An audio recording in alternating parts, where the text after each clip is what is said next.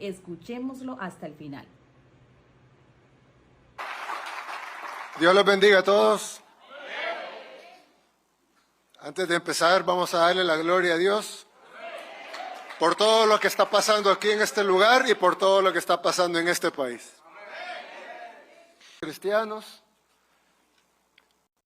encargados de llevar la palabra de Dios a todos lados, pastores, invitados especiales, amigos.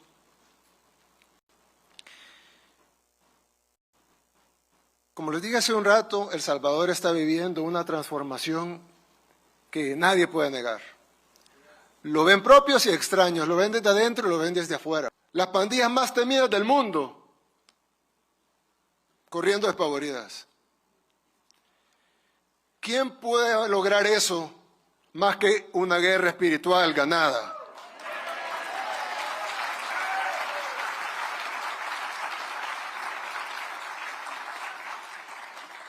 Nosotros estábamos luchando una guerra acá y alguien puede decir, bueno, pero qué bien, felicidades a los hombres de uniforme que lograron esta operación, pero casi ni dispararon.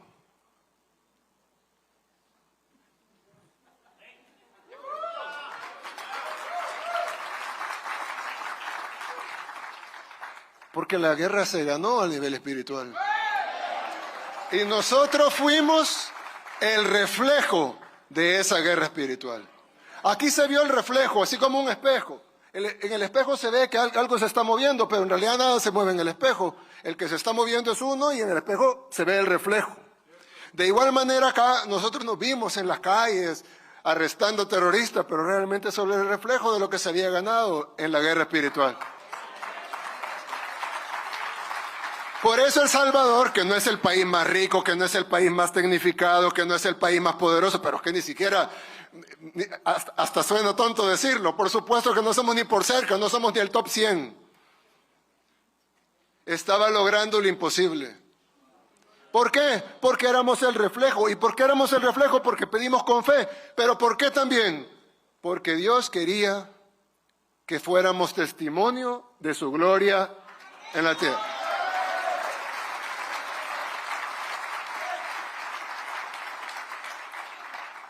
Así que nosotros nos aseguramos de siempre darle la gloria a Dios por lo que hemos logrado.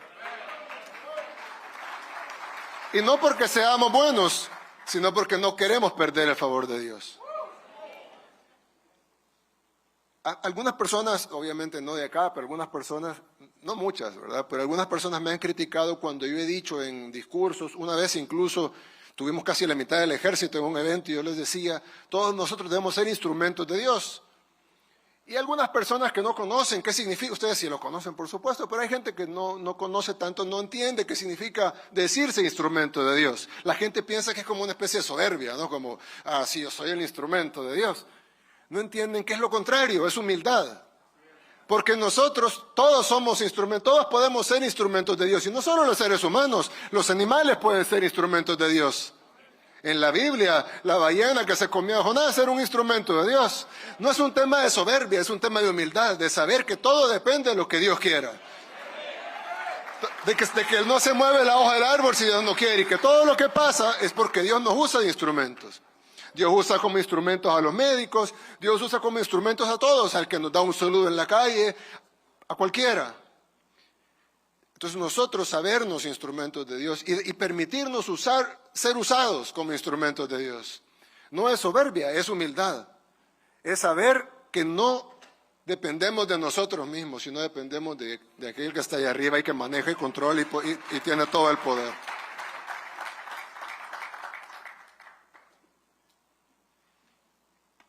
Y alguien puede decir, bueno, pero sí, pero está bien, tiene lógica la teoría, ¿no? Que hay que ser instrumento de Dios, pero ¿cómo podemos estar seguros de eso? Jesucristo dijo, por sus frutos los conoceréis. Y aquí están nuestros frutos. Convertimos, por obra de Dios, al país más inseguro del mundo en el país más seguro de América.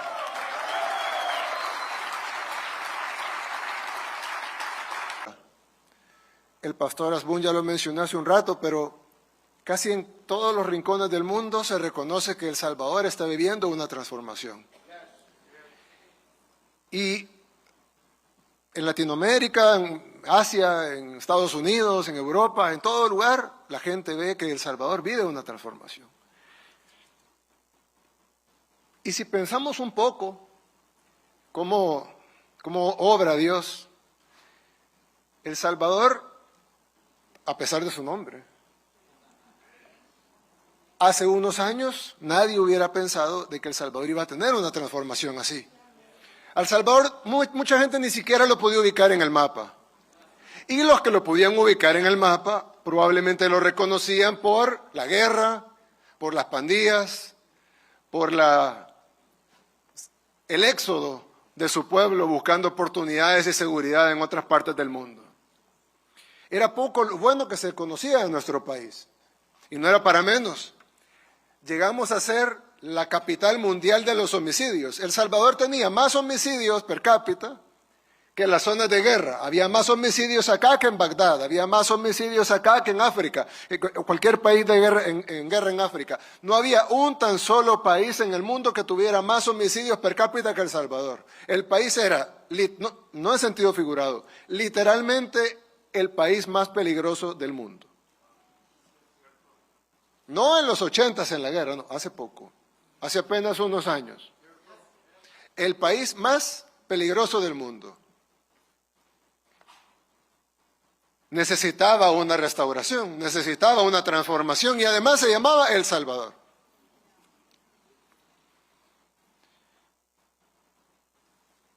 Y cuando asumimos la presidencia en el 2019, pues El Salvador estaba lleno de problemas, muchísimos, todavía tenemos muchos de esos problemas.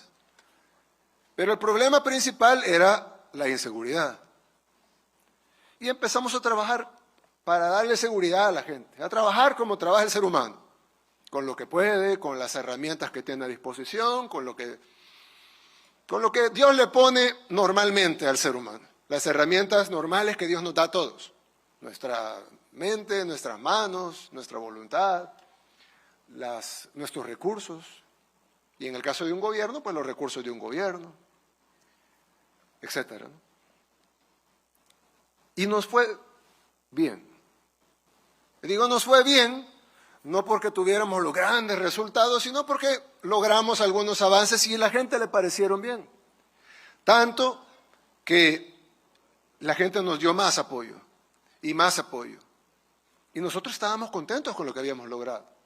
Habíamos bajado de tener 15 homicidios diarios a tener 4 homicidios diarios. Pero este seguía siendo un país muy, muy, muy inseguro. Gente desaparecía, prácticamente era raro el negocio que no era extorsionado por las pandillas. Seguían habiendo una tasa de homicidios altísima.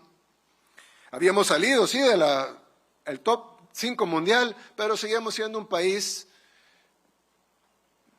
No se podía decir que estábamos viviendo una transformación divina o que Dios nos estaba sacando de donde estábamos, simplemente se podía decir que estábamos actuando humanamente bien. Antes, y he hablado de esto en otras ocasiones, no voy a aburrir con ese tema, pero yo siempre digo, y cuando hemos hablado, pastor, con diferentes pastores, siempre hablamos de que cuando se libra una batalla en la tierra, se libra una batalla en el mundo físico, pero a la vez se está librando una batalla en el mundo espiritual.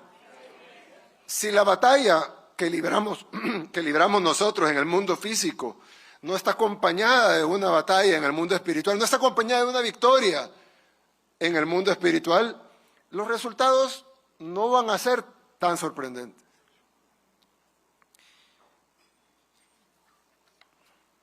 Y en el 2022, el año pasado, tuvimos el fin de semana más sangriento que habíamos tenido. En 3 días asesinaron 84 salvadoreños. En un día asesinaron 60, en uno de esos 3 días asesinaron 62. Cada 15 minutos nos avisaban de otro homicidio. Cada 15 minutos nos avisaban de otro homicidio. Traten de imaginar la impotencia que se siente cuando cada 15 minutos ustedes reciben el anuncio de otro homicidio en otro lugar. aparentemente uno no relacionado con el otro. No es que están matando en un lugar, sino que aparece un muerto por allá, otro muerto por allá.